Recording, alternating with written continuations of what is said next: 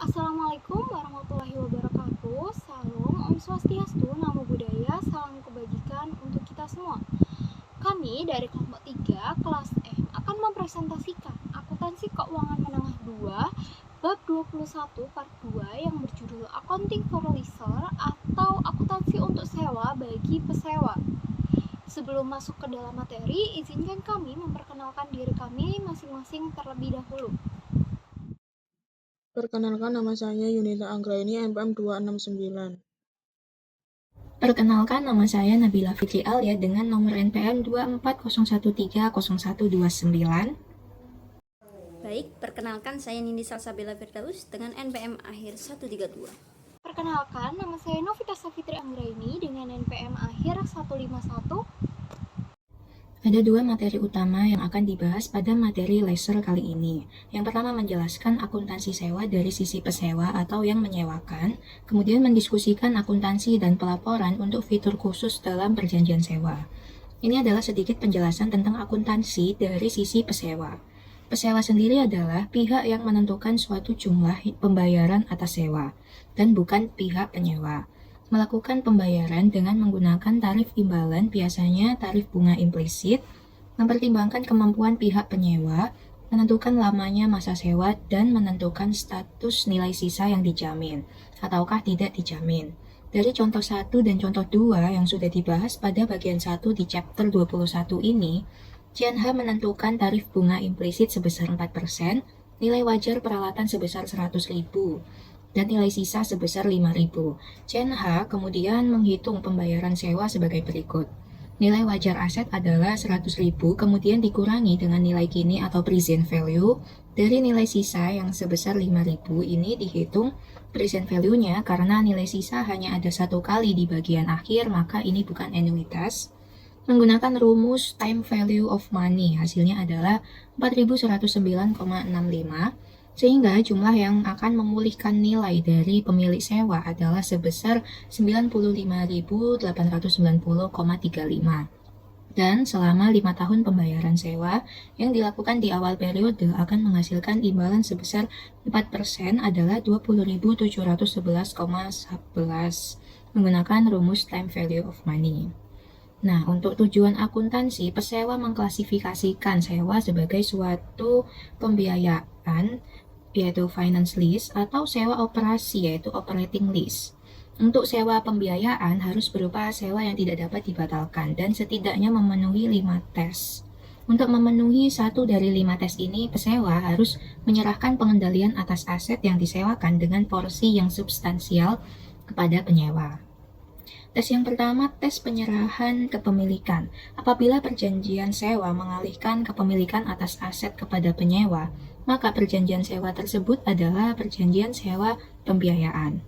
Yang kedua, tes opsi pembelian. Opsi pembelian pada perjanjian sewa memberikan penyewa suatu hak untuk membeli properti sewa dengan harga yang biasanya cukup rendah bila dibandingkan dengan nilai wajar yang diharapkan dari aset sewa pada saat pelaksanaan hak opsi tersebut, atau yang disebut bargain purchase option. Tes yang ketiga, tes masa sewa. Apabila masa sewa merupakan bagian yang paling besar dibandingkan dengan masa ekonomis aset sewa, maka perusahaan harus menggunakan metode sewa pembiayaan. Dengan panduan, apabila masa sewa sebesar 75% atau lebih besar dari masa ekonomis aset sewa, maka perjanjian sewa telah memenuhi tes masa sewa ini. Tes yang keempat yaitu tes nilai kini. Apabila nilai kini dari pembayaran sewa secara substansial mendekati nilai wajar aset, maka penyewa harus menggunakan metode sewa pembiayaan. Dengan panduan, apabila nilai kini dari pembayaran sewa sama dengan atau lebih dari 90% nilai wajar aset sewa, maka penyewa harus menggunakan metode sewa pembiayaan. Lalu, ada pembayaran sewa yang pada umumnya berupa pembayaran tetap atau pembayaran bervariasi atau nilai sisa yang dijamin atau tidak dijamin, dan bisa juga pembayaran oleh penyewa sangat mungkin untuk dilakukan. Untuk yang terakhir, tarif diskonto, suku bunga implisit harus digunakan untuk menentukan nilai kini dari pembayaran sewa. Digunakan sebagai tarif diskonto apabila pada awal masa sewa mengakibatkan nilai kini dari pembayaran sewa dan nilai sisa tidak dijamin sama dengan nilai wajar aset sewa. Ada tes alternatif yang dapat digunakan apabila pada akhir masa sewa, pesewa tidak memiliki alternatif untuk menggunakan aset, maka penyewa mengklasifikasikan perjanjian sewa sebagai sewa pembiayaan. Asumsinya adalah bahwa penyewa menggunakan seluruh manfaat dari aset sewa dan oleh karenanya penyewa memiliki hak membeli aset tersebut. Nah, ada pengukuran dan penyajian akuntansi untuk jenis sewa berjenis penjualan atau sales type lease. Akun pesewa untuk perjanjian sewa perlakuannya mirip dengan penjualan aset. Pesewa secara umum mencatat piutang sewa atau lease receivable dan mengeliminasi aset sewa. Piutang sewa dihitung sebagai berikut.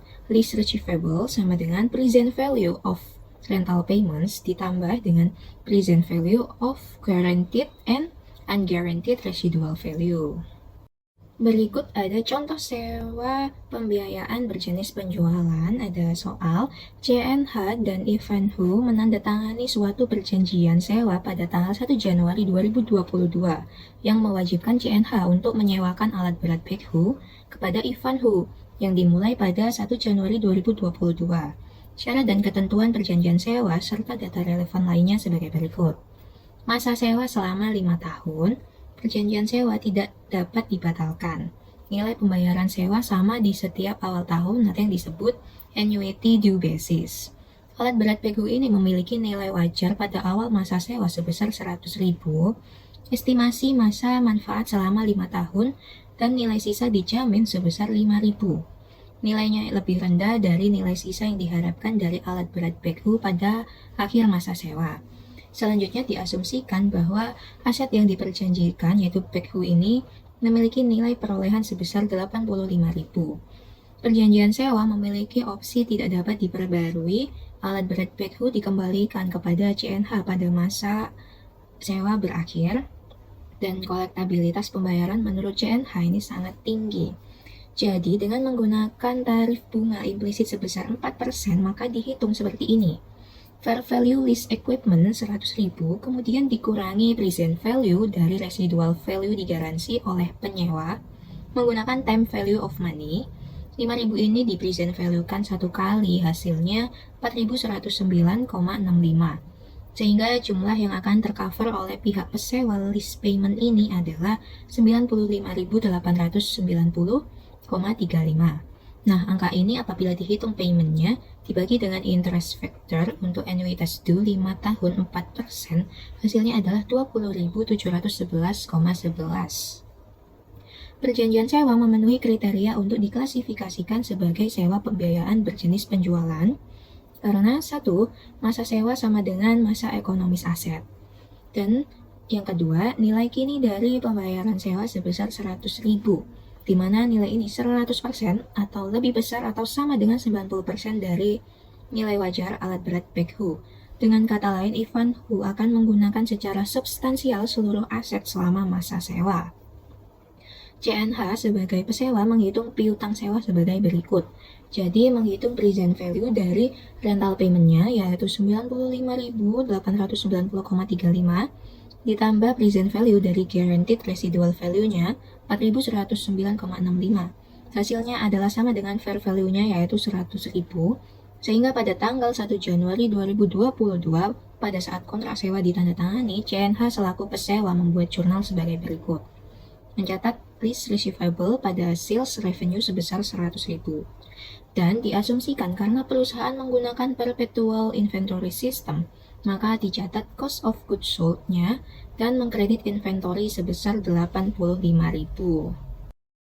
Dan sama seperti di akuntansi lease atau penyewa, juga membuat schedule amortisasi seperti ini, sama dengan yang dilakukan oleh lease, dan akan sangat membantu ketika membuat jurnal pada periode yang terkait. Contohnya, pada tanggal 1 Januari 2022, CNH mencatat penerimaan pembayaran sewa tahun pertama sebesar 20.711,11, mendebit cash dan mengkredit lease receivable. Jadi dia nerima uang dan ini adalah amortisasinya, maka lease receivable-nya akan berkurang.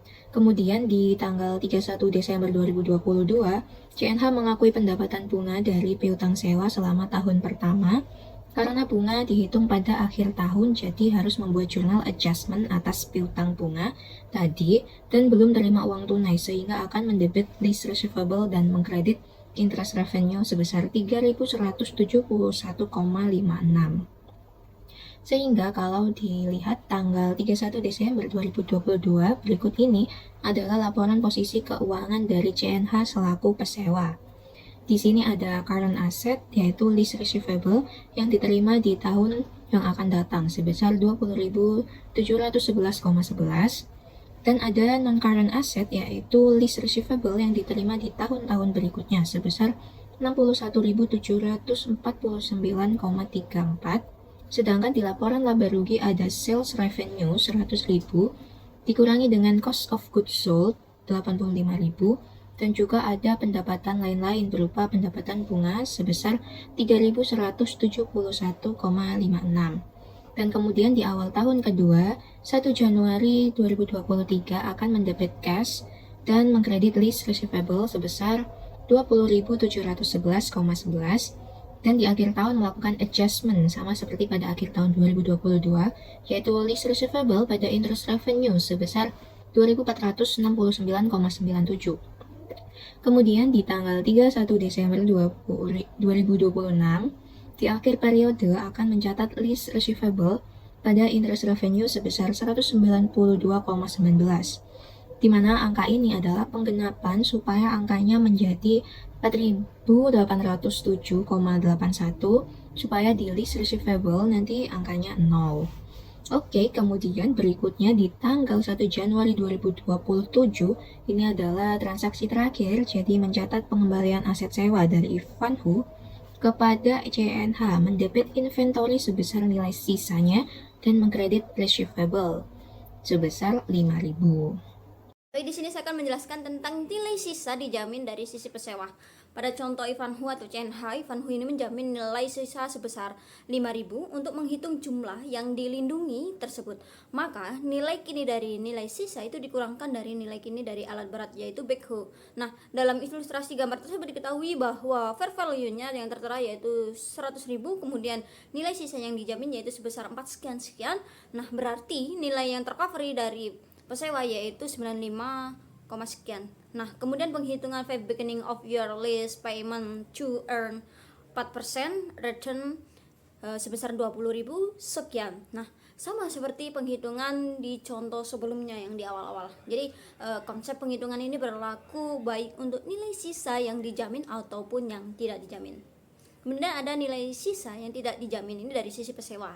Nah, pada kasus ini terdapat sedikit kepastian bahwa bagian nilai sisa aset yang tidak dijamin itu telah terjual. Jadi pesewa ini mengakui pendapatan penjualan dan harga pokok penjualan hanya untuk bagian aset yang jaminannya itu dapat diyakini.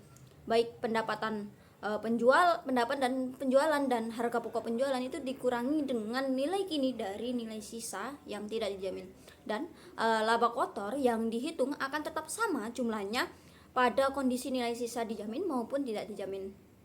Nah, untuk membandingkan sewa berjenis penjualan atau sales types lease dengan nilai sisa dijamin dengan nilai sisa yang tidak dijamin, maka asumsikan bahwa fakta yang sama pada situasi sewa CNH atau Ivanhoe yang sebelumnya, di mana harga jualnya yaitu 100.000, nilai sisa yang diharapkan 5.000, yaitu nilai kini sebesar 4.000 sekian, dan harga perolehan peralatan sewa sebesar 85.000. Maka penghitungan jumlah sewa menurut CNH, jadi untuk lease receivable ini tidak ada perbedaan dari nilai residu yang terjamin atau tidak, yaitu senilai 100.000. Kemudian kalau sales price-nya untuk yang terjamin dihitung sebesar 100.000 dan yang tidak terjamin adalah 95,890,35.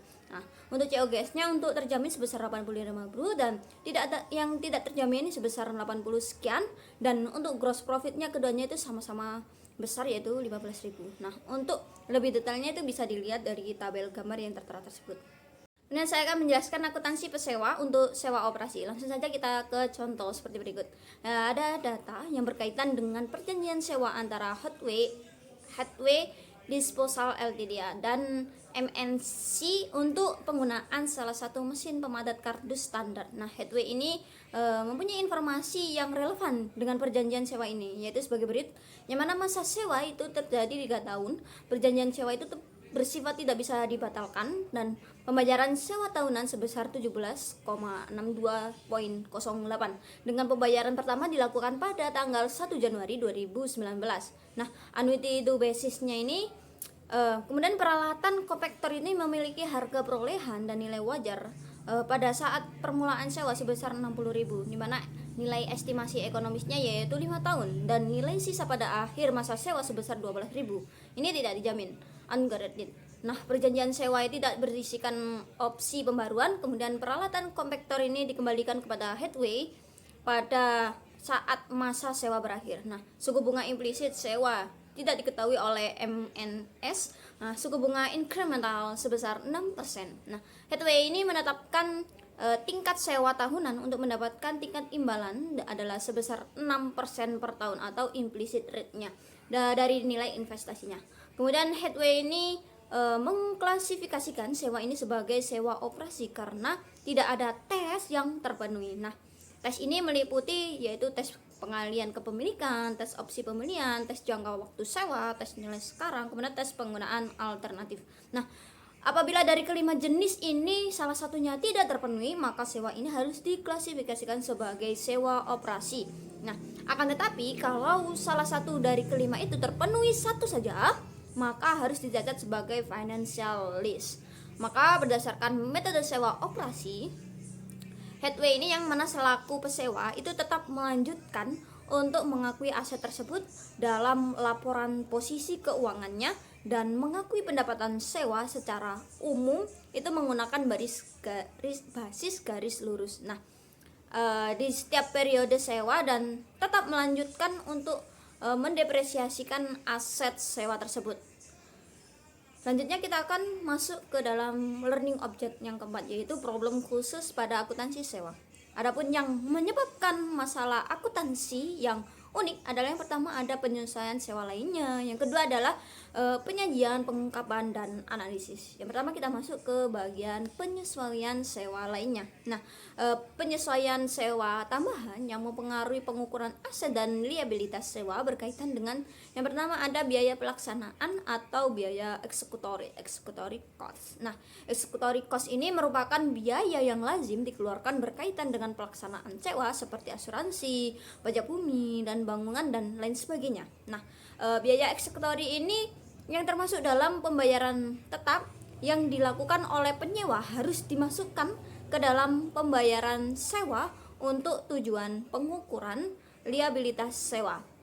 Dan pembayaran oleh sewa yang dilakukan langsung kepada otoritas pajak atau asuransi itu diperlukan sebagai pembayaran bervariasi dan diakui sebagai beban pada saat terjadi. Kemudian yang kedua yaitu pembayaran sewa di muka dan insentif sewa. Nah, perusahaan itu perlu menyesuaikan nilai aset hak pakai terhadap berbagai pembayaran sewa lebih dahulu. Nah, seperti insentif sewa dan beban langsung awal yang terjadi sebelum atau pada saat awal sewa. Dalam hal ini, pembayaran sewa itu lebih dahulu oleh penyewa meningkatkan nilai aset hak pakai. Kemudian pembayaran insentif sewa ini yang dilakukan oleh pesewa kepada penyewa mengurangi nilai aset hak pakai serta beban langsung awal yang terjadi oleh penyewa meningkatkan nilai aset hak pakainya. Beda ya dengan yang atas. Nah, untuk menentukan jumlah nilai aset hak pakai dapat dirumuskan dengan menjumlahkan pengukuran awal kewajiban sewa, kemudian pembayaran sewa prabayar insentif sewa diterima dan biaya langsung awal. Jadi tiga komponen itu akan dijumlahkan. Kemudian yang ketiga yaitu biaya langsung awal. Nah, biaya langsung awal adalah biaya incremental dari sewa yang tidak akan terjadi apabila perjanjian sewa tidak dilaksanakan. Berikut ada tabel atau gambar contoh beban yang termasuk dan tidak termasuk dalam biaya langsung awal dari sisi penyewa dan pesewa. Jadi ada yang include dan exclude. Nah, untuk contoh yang include meliputi komisi, ini termasuk pembayaran kepada karyawan yang bertindak sebagai agen penjualan. Kemudian biaya hukum yang timbul akibat pelaksanaan sewa, kemudian biaya penyimpanan dokumen sewa yang dikeluarkan setelah penandatanganan sewa, kemudian pertimbangan yang dibayarkan untuk jaminan nilai sisa oleh pihak ketiga yang tidak terkait. Kemudian untuk contoh exclude ini meliputi gaji karyawan, biaya rekayasa internal, biaya hukum untuk layanan yang diberikan sebelum pelaksanaan sewa, kemudian negosiasi syarat dan ketentuan sewa, kemudian periklanan, depresiasi, biaya yang terkait dengan aset yang menganggur. Nah, kemudian biaya langsung awal yang dikeluarkan oleh penyewa ini termasuk di dalam biaya aset hak pakai, tetapi tidak dicatat sebagai bagian dari liabilitas sewa. Nah, akuntansi pesewa untuk biaya langsung awal itu bergantung pada jenis sewa. Yang pertama yaitu untuk sewa operasi, pesewa ini membedakan biaya langsung awal dan mengamortisasinya sebagai beban selama periode sewa. Kemudian untuk sewa pembiayaan, pesewa ini membebankan biaya langsung awal pada awal masa periode atau masa sewa. Selanjutnya akan dijelaskan oleh rekan saya. Selanjutnya, kita akan membahas mengenai penyajian, pengungkapan, dan analisis. Yang pertama yaitu penyajian. Nah, di bawah ini adalah ringkasan bagaimana penyewa menyajikan informasi yang berkaitan dengan sewa pembiayaan dan sewa operasional di laporan keuangan. Yang pertama ada bagian Statement of Financial Position. Nah, di bagian pertama, penyewa mengakui adanya right of use asset atau aset hak pakai, kemudian ada lease liability. Lalu yang kedua bagian income statement. Nah, terdapat depreciation expense karena mereka mendepresiasikan, kemudian mencatat adanya interest expense atas pembayaran bunga dari lease liability. Sedangkan bagi pesewa, ketika menyediakan transaksinya dengan asumsi berjenis penjualan atau sales type, yang pertama ada finance lease.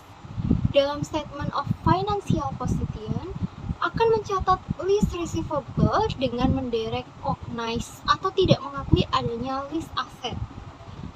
Dalam income statement terdapat interest revenue yang kemungkinan akan menghasilkan profit or loss dari penjualan aset sewa. Lalu yang kedua ada operating lease. Tetap mengakui aset sebagai bagian dari kegiatan atau aset yang dipunya perusahaan sebagai aset tetap, bangunan, dan peralatan atau aset lainnya. Konsekuensinya akan ada depreciation expense yang diakui pada income statement serta mengakui revenue dari sewa dengan menggunakan metode garis lurus. Lalu pada bagian pengungkapan, pesewa maupun penyewa harus juga mengungkapkan menggunakan kuantitatif dan kualitatif untuk membantu penggunaan laporan keuangan untuk menilai jumlah, waktu, dan ketidakpastian arus kas. Pengungkapan kualitatif harus disajikan baik oleh penyewa maupun pesewa. Yang diungkapkan adalah hakikat dari lease.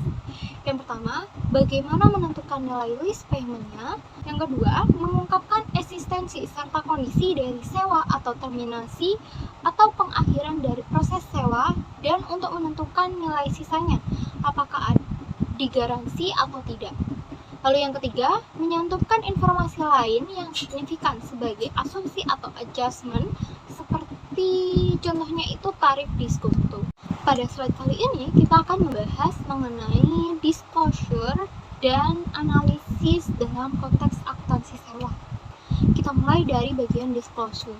Untuk leasing, menurut ilustrasi 21.38 terdapat beberapa informasi kuantitatif yang wajib diungkapkan oleh pihak penyewa. Informasi tersebut meliputi yang pertama ada total lease cost, yaitu total biaya sewa yang ditanggung. Lalu yang kedua ada finance lease cost yang dipisahkan antara depresiasi aset hak guna dan bunga dari liabilitas sewa. Lalu yang ketiga ada low value and short term lease cost atau biaya sewa dengan nilai rendah dan jangka pendek. Lalu yang keempat ada rata-rata tertimbang dari sisa masa sewa dan tingkat diskonto. Lalu yang kelima atau yang terakhir adalah maturity analysis dari liabilitas sewa pembiayaan setiap tahun minimal untuk 5 tahun ke depan serta total arus kas setelahnya. Semua informasi ini bertujuan agar transparansi keuangan perusahaan terkait dengan kewajiban sewa dapat terlihat jelas. Selanjutnya, bagian disclosure untuk leasehold. Berdasarkan ilustrasi di bawah, pihak pemberi sewa juga harus mengungkapkan informasi kuantitatif tertentu seperti yang pertama, pendapatan dari sewa termasuk laba rugi saat awal kontrak untuk sewa tipe penjualan atau pembiayaan langsung. Lalu yang kedua, pendapatan dari variable lease payment yang tidak termasuk dalam piutang sewa. Lalu yang ketiga, komponen dari net investment pada sewa mencakup nilai tercatat piutang sewa, aset residu yang tidak dijamin, dan laba tangguhan. Lalu yang keempat, maturity analysis untuk pembayaran sewa operasi dan pembiayaan. Lalu yang kelima, atau yang terakhir adalah pendekatan manajemen terhadap risiko residual dari aset sewa, misalnya lewat perjanjian buyback atau asuransi pihak ketiga. Kemudian kita beralih ke bagian analisis. Ketika perusahaan mencatat kenaikan aset dan liabilitas akibat pengakuan sewa, maka beberapa rasio keuangan yang digunakan untuk menilai profitabilitas dan solvabilitas perusahaan juga akan berubah. Dan terakhir, dampak analisis tersebut, yaitu yang pertama adalah return on asset akan menurun yang disebabkan karena total aset meningkat. Lalu yang kedua, EBITDA atau earnings before interest, taxes, depreciation and amortization perlu disesuaikan karena adanya perbedaan pengakuan akuntansi pada sewa. Lalu yang ketiga, aset hak guna akan disusutkan dan perusahaan juga akan mencatat beban bunga atas liabilitas sewa. Lalu selain itu, yang keempat terdapat rasio debt to equity akan meningkat karena liabilitas bertambah, sedangkan interest coverage ratio atau rasio kemampuan membayar bunga akan menurun. Jadi, secara keseluruhan, pengungkapan dan analisis ini penting untuk memberikan gambaran yang akurat mengenai dampak transaksi sewa terhadap posisi keuangan perusahaan. Selanjutnya, kita akan membahas mengenai Appendix 21A yang membahas mengenai sales leaseback. Yang pertama, kita akan membahas mengenai konsep sales leaseback.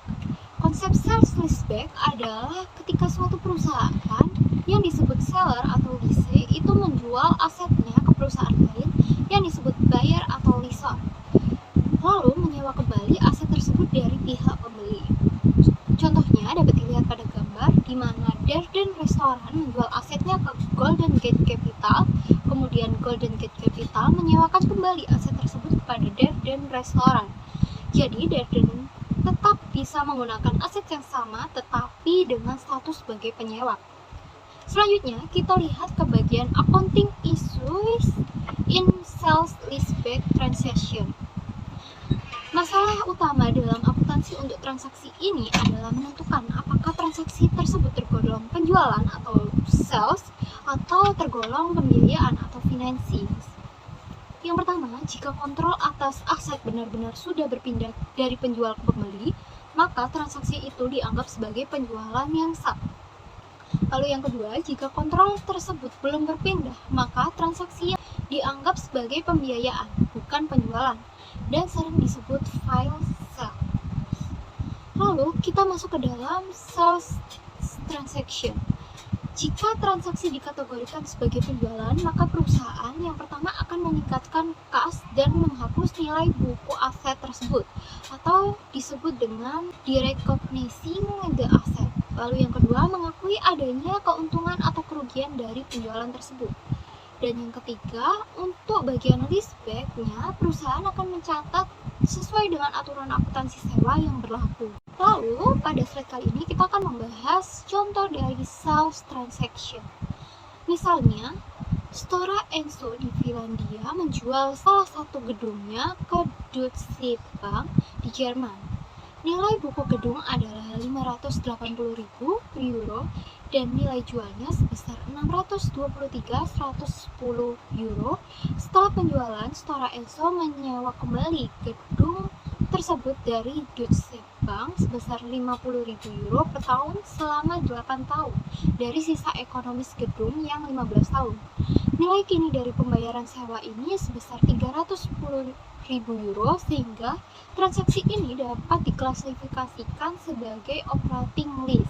Dalam pencatatan akuntansi, Stora Enso akan menerima kas sebesar 623.110 euro, akumulasi depresiasi gedung sebesar 220.000 euro, pada gedung sebesar 800.000 euro, lalu sisanya gain on disposal of plain asset sebesar 43.110.000 euro. Selain itu, perusahaan juga mencatat aset hak guna atau right of use asset sebesar 310.000 euro dan kewajiban sewa atau lease liability sebesar jumlah yang sama, yaitu 310.000 euro. Selanjutnya, bagian financing transaction atau biasa disebut juga dengan valid sales. Jika transaksi sewa dari Deutsche Bank diklasifikasikan sebagai finance lease, maka Stora Enso tidak mencatat penjualan dari transaksi tersebut. Dalam kasus ini, perusahaan yang pertama tidak mengurangi nilai tercatatnya gedungnya. Lalu yang kedua, tetap menyusutkan gedung seolah-olah masih menjadi pemiliknya. Dan yang ketiga, mengakui hasil penjualan dari Deutsche Bank sebagai kewajiban keuangan. Jurnalnya sederhana, yaitu mencatat kas sebesar 623.110.000 euro dan utang atau notes payable sebesar jumlah yang sama. Dengan kata lain, transaksi ini dianggap sebagai pembiayaan, bukan penjualan yang sah.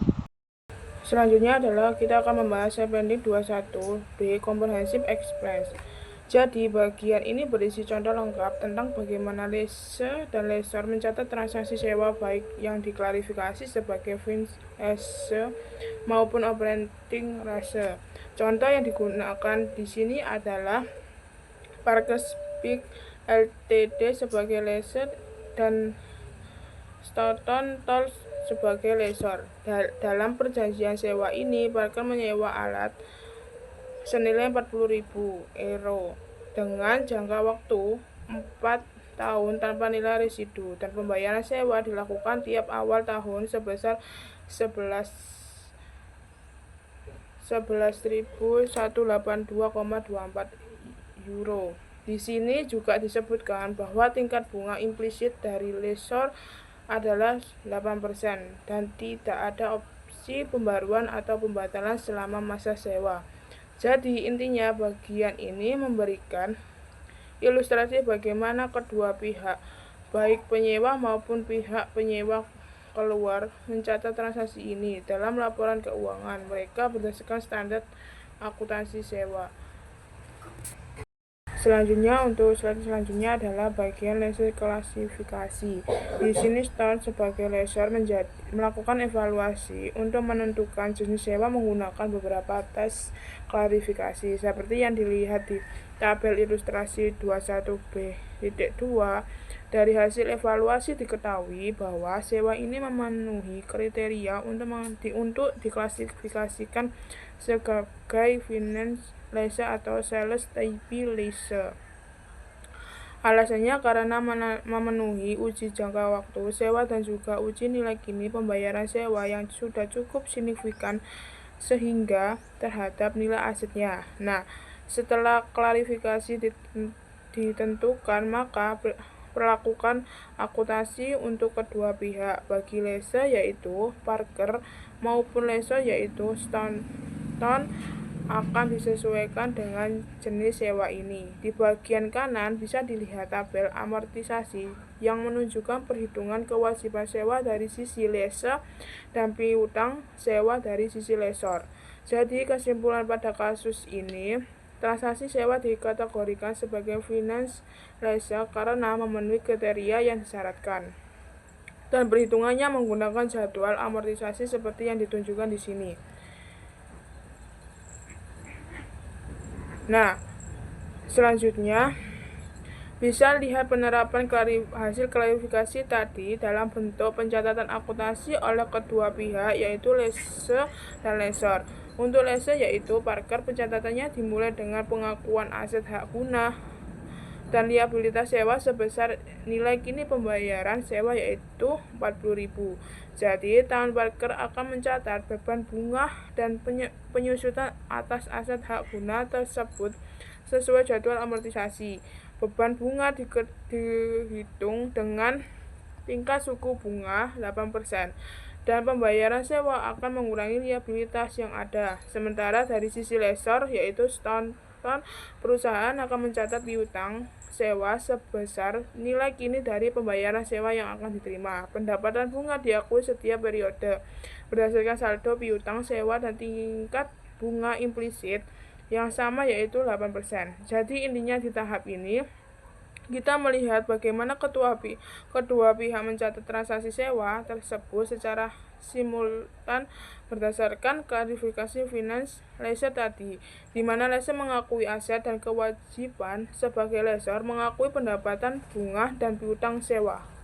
Oke, untuk slide selanjutnya lessor term skenario 2. Dari perjanjian sewa antara Parker Speaking Ltd dan Stone Trailers. Nah, di skenario kedua ini ada sedikit perubahan dibandingkan dengan skenario pertama. Parker masih menyewa yang sama senilai 40.000, tapi kali ini nilai residu aset di akhir masa sewa diperkirakan sebesar 3.000. Jadi, waktu sewanya tetap 4 tahun dan pembayaran sewa per tahun adalah sebesar 9.538,39 yang dilakukan di awal setiap tahun. Suku bunga implisitnya juga berubah menjadi 10% dan Stanton sebagai lessor tetap memperoleh tingkat pengembalian sesuai tingkat bunga tersebut. Dari hasil pengujian klarifikasi seperti yang ditunjukkan di ilustrasi 21b.5, Stanton menentukan bahwa sewa ini tetap termasuk kategori finance lessor karena memenuhi kriteria nilai kini dan jangka waktu. Di bagian bawah slide kita bisa lihat jurnal awal yang dibuat oleh Parker pada 1 Januari 2022, yaitu saat mengakui right of use aset sebesar 34.191,76 dan liabilitas sewa dengan nilai yang sama disertai pembayaran kas pertama sebesar 9.538,39. Jadi skenario kedua ini menunjukkan bagaimana perubahan pada nilai residu dan tingkat bunga bisa memenuhi jumlah pembayaran sewa serta pencatatan awalnya di laporan keuangan. Di sini ditampilkan jadwal amortisasi yang menggambarkan bagaimana Parker sebagai lessor mencatat beban bunga dan pengurangan liabilitas sewa setiap tahunnya selama masa sewa 4 tahun. Jadi, di tahun pertama setelah pembayaran awal sebesar 9.538,39, Parker akan mulai mengakui beban bunga dengan tingkat 10% dari saldo liabilitas yang tersisa. Nilai bunga ini akan terus-menerus setiap tahun seiring dengan berkurangnya saldo liabilitas. Dari sisi lessor, Stanton juga mencatat pendapatan bunga dengan pola yang sama, yaitu berdasarkan saldo piutang, sewa, dan tingkat bunga yang sama sebesar 10%. Tujuan dari jadwal ini adalah untuk menentukan bagaimana nilai aset dan kewajiban sewa menurun secara sistematis selama masa sewa, sampai akhirnya liabilitas menjadi nol di akhir tahun keempat. Jadi melalui ilustrasi ini kita bisa lihat bahwa pada finance lessor, baik lessor maupun lessor menggunakan pendekatan yang mencerminkan biaya, bukan sekadar transaksi sewa biasa. Materi selanjutnya adalah akuntansi lessor atau operatif lessor. Seperti yang ditunjukkan dalam evaluasi tes klarifikasi dalam ilustrasi 21b.6, Stanton mengklarifikasikan sewa sebagai sewa operasi karena tidak ada kriteria sewa jenis penjualan yang dipenuhi. Entry Stanton di seluruh sewa disajikan dalam ilustrasi 21b.9. Stanton Trailers Lessor. Pembayaran sewa 1 Januari 2022, 2023, 2024, 2025 sebesar 9.538,39. Pendapatan sewa yang belum dihasilkan sebesar 9.538,39. 538,39. Akui pendapatan sewa catat didepresiasi 31 Desember 2022, 2023, 2025, 2025. Pendapatan sewa yang belum dihasilkan sebesar 9.538,39.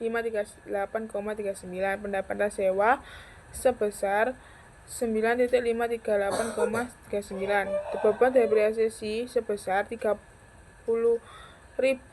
dibagi 6 sebesar 5.000. Akumulasi depresiasi atau peralatan sebesar 5.000.